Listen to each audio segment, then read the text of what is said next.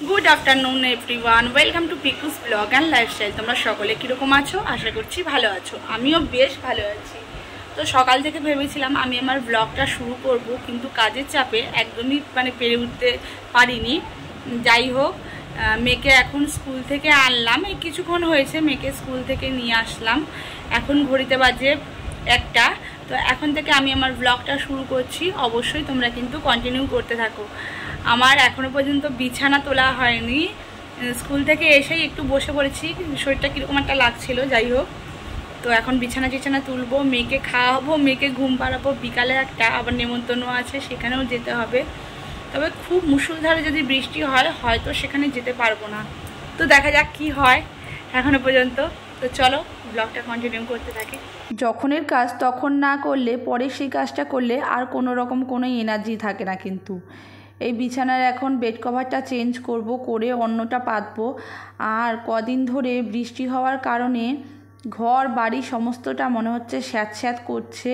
বিছানার চাদরগুলো, কাঁচা বিছানার চাদর পাচ্ছি, তবুও মনে হচ্ছে যেন কি একদম নেতিয়ে রয়েছে, জল ঢেলে দিয়েছে, এরকমটা মনে হচ্ছে।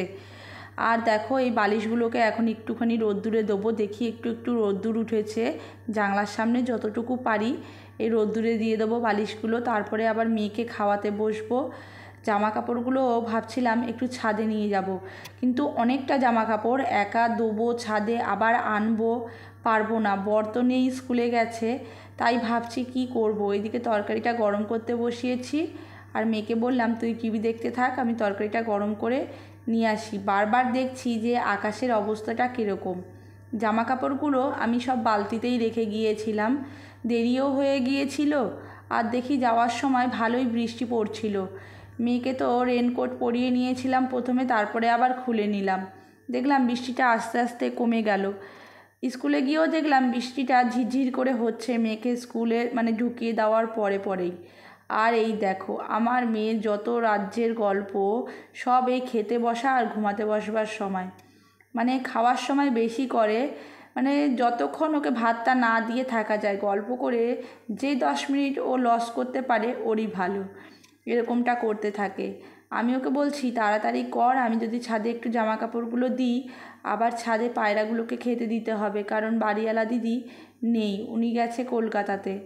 তো ওই জন্য মেয়েকে বলছি তাড়াতাড়ি কর, কাজও আছে।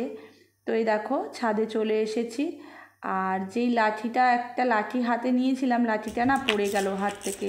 মেয়েকে বললাম বাবু একটু নিয়ে আয় তো, আর ও তো রেগে গেছে, বলছে কতবার উঠবো আর নামবো। দেখো কি সুন্দর রোদ উঠেছে। ভাবছিলাম ওপরে ছাদে জামা কাপড়গুলো একটা প্লাস্টিক পেতে কিছুটা দেবো আর কিছুটা দড়িতে দেবো, তারপরে না আর সাহস করে উঠতে পারলাম না। আকাশটা রোদ্দুরটা একবার চোখ বুঝছে আর একবার চোখ খুলে তাকাচ্ছে। ভাবছি যে যাওয়ার সঙ্গে সঙ্গে যদি ঝমঝমিয়ে আবার বৃষ্টি নেমে যায়, সেই ভয়ে আর সাহস করে উঠতে পারলাম না। দেখো এইদিকে আমি ওই পায়রাকে খেতে দিতে এসেছিলাম, তাই একটুখানি ভাবলাম যে দাঁড়িয়ে যাই একটুখানি। আর একে জানো, পায়রাকে খাবার দিয়েছি, তাড়াতাড়ি করে গিয়ে খেতে শুরু করে দিয়েছে। আমি তো জানি না ও কি ওকে দেখেছি সবজি বা শাক এগুলো খাওয়াতে, ও দেখি ধানটা দেওয়ার সঙ্গে সঙ্গে একটু মুখে দিয়ে দিল। আমি আবার তাড়াতাড়ি করে থালাটা ঢুকিয়ে দিলাম। ওকে তো কোনো দিন ধান খেতে দেখিনি, আর আমি জানিও না ও ঠিক কী খায়। আমার ভয়ও লেগে গেছিলো যে ধানটা খেয়ে যদি পেটের মধ্যে কিছু হয়, বুঝতে পারছিলাম না। তারপরে মেয়েকে বললাম চল। এতটাই রোদ্দুরটা লাগছিল মাথায়, মাথাটা যন্ত্রণা করছিল। আর আগে থেকেই আমার মাথা যন্ত্রণা করছিল, যেহেতু ভেজা চুলটা আমি গুটিয়ে গিয়েছিলাম স্কুলে, ওই জন্য। তো আজকে ভাবছিলাম যে শ্যাম্পু করব না, তবে বিকালবেলা যেহেতু নেমন্তন্ন রয়েছে, মাথাটা পুরো ভর্তি তেল দেওয়া ছিল। তো এই যে নিচে চলে এসেছি, মেয়েকে ঘুম পাড়াবো। আর এই দেখো আমার মেয়ে আগে নেমে সিঁড়িতে লুকিয়ে রয়েছে। আমার খুব ভয় লাগে। আমি বলি তুমি এরকম আর কোনো দিন লুকাবে না, এরকম তাড়াতাড়ি করে, এরকম যদি কোনো দিন ছাদে যাও আগে নেমে এরকম লুকাবে না, কখন কোথায় লুকিয়ে যাবে খুঁজে পাবো না। আমার খুব ভয় লাগে। আরও বিশেষ করে ভয় লাগে আমার যে ছোট্ট ঘরটায় ফ্রিজ রয়েছে, ওই ঘরটায় আমি যখন বাথরুমে যাই সবসময় চেষ্টা করি যে আমি সবসময় ওই ঘরটা বন্ধ করে যাওয়ার। যাই হোক, আমি ঘুমিয়ে পড়েছিলাম দুপুরবেলা, তারপরে সমস্ত বিকালে কাজ টাজ করে এই যে চলে এসেছি। তো ওর অনুষ্ঠানটা বাড়িতে হচ্ছে না, একটা রেস্টুরেন্টে হচ্ছে। কারণ বাড়িতে অতজন ধরবেও না আর অত লোকের একদম গ্যাঞ্জাম হয়ে যাবে, তার জন্য একটা রেস্টুরেন্টে করেছে মানানের জন্মদিনটা। তো আমরা 7টার সময় আসবার কথা ছিল, 7:30 বেজে গেছে। তো ঘরে তো বোঝোই নানা রকমের কাজ থাকে, তারপরে সমস্তটা গুছিয়ে গেলাম বরের জন্য খাবার দাবার, না হলে অসুবিধা হয়ে পড়বে। এবার যাচ্ছি মানে নিজের মন মতো যাব, নিজের সময় মতো, কিন্তু কোনো জায়গা থেকে আসবার সময় না তখন অন্যজনের সময় মতো আসতে হয়। যাই হোক, একটা শাড়ি বের করেছিলাম পরবো বলে, শাড়িটা বের করে দেখি ওর ম্যাচিং সায়া আমি আনিইনি। আসলে বাড়িতে শাড়ি অনেকটাই রয়েছে, শাড়ি সায়া ব্লাউজ বাড়িতেই বেশিরভাগটা রয়েছে, এখানটাতে সেরকম শাড়ি একটা পরা হয় না, তো তার জন্য শাড়ি মানে নিয়েই আসিনি বলতে গেলে, খুব কমই রয়েছে। কিন্তু ওর ফ্যামিলিরা থাকবে, ফ্যামিলির সবাই থাকবে, সেখানে শাড়ি না পরে গেলে নিজেকেই একটা কীরকম ছোটো ছোটো লাগছিল, তার জন্য আমি শাড়িটা পরে আসলাম। যাই হোক, সকলে মিলে চলে এসেছি আমরা, দেখো আর 2-3 জন বাকি রয়েছে, এখনও পর্যন্ত আসেনি। আমরা একটু বসে গল্প করছিলাম, আর এখানে না একটু লাইটটা কম, যার জন্য খুব একটা ভালো করে ক্যামেরাটা আমার আসছিল না, কেন জানি না। প্রত্যেকটা ছবি ভিডিও আমার একটু কম লাইট এসেছে। আর আমার আসবার সময় এতটাই লেট হয়ে গেছে না, আমি যেখানেই যাই আমার কেন জানি না খুব কম, আমার মানে তাড়াতাড়ি আমি রেডি হয়ে থাকি, আমার একটু লেটই হয়, মানে নানা রকম কাজ করতে করতে বেরাতে বেরাতে আমার লেট হয়ে যায়। তো দেখো সবাই চলে এসেছি, এই যে ওরা এই যে একটু টাটা গ্লুকোজ দিয়েছিল, সবাই মিলে খাচ্ছে। আর দেখো কি সুন্দর সেজেছে, ওকে আমার ওর চুলগুলো আমার খুব ভালো লাগে। আমার মেয়েরও আমি চাই বড় বড় চুল করতে, কিন্তু এতটাই ঠান্ডা লেগে যায় না, সেই ভয়ে আমি আর সাহস করে উঠতে পারি না।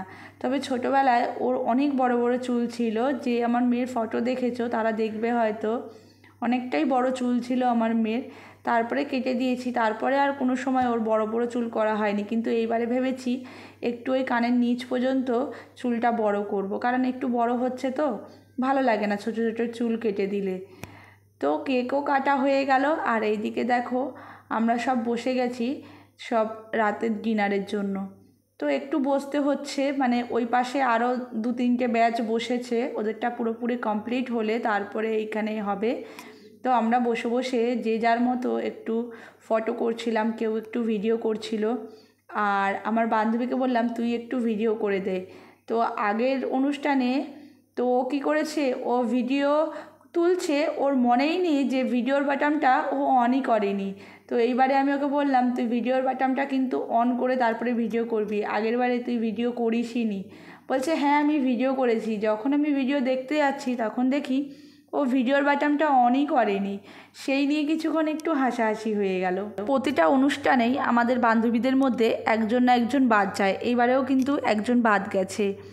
তো ও আসবার কথা ছিল, হঠাৎ করে বেড়াবাড়ির মুখে কিছুক্ষণ আগে ওর শুনলো ওর মেসো মারা গেছে, তো সেই কারণে আর আসতে পারিনি। আমরাও কেউ ওকে আর জোর করিনি, কারণ ওর মাসি বাড়িতে যাওয়া ওর এখানের থেকে খুবই বেশি দরকার, যাই জন্য ও আর আসেনি। খারাপ লাগছে, তবুও কিছু করবার নেই। আর দেখো আমরা এই যে খাবার খেতে বসে গেছি ডিনারে, ফিশ ফিঙ্গার দিয়েছে, ঝুরি আলু ভাজা, সাদা ভাত, আবার ফ্রাইড রাইস, চিলি পনির, স্যালাড, চিকেন, রসগোল্লা, তারপরে ছিল হলো আইসক্রিম। তো অনেক কিছুই ছিল, সবটা আর ভিডিও করতে পারিনি। তো আমার মেয়ে কিছুই খেতে চাইছে না এই ফিশ ফিঙ্গারটা বাদে। আসলে চিকেনটা ওর একটু ঝাল লাগছিল, তার জন্য ও খেলো না, ওই আলু ভাজাটা দিয়েই 2-4 গাল মতো ভাত খেয়েছে। তো আমিও আর জোরাজুরি করিনি, কারণ একটু কেক খেয়েছে, টাটা গ্লুকোজ খেয়েছে, এই জন্য ওকে আর আমি বেশি জোর করিনি। ও অল্প যেইটুকুনি খায় খাক, ওইটুকুনিই যথেষ্ট। তো আজকের ভিডিওটা কেমন লাগলো অবশ্যই কিন্তু কমেন্ট করে জানিও, আর ভালো লেগে থাকলে লাইক কমেন্ট শেয়ার করে দিও। যারা যারা আমার চ্যানেলে নতুন, চ্যানেলটাকে সাবস্ক্রাইব করে আমার পাশে থেকো।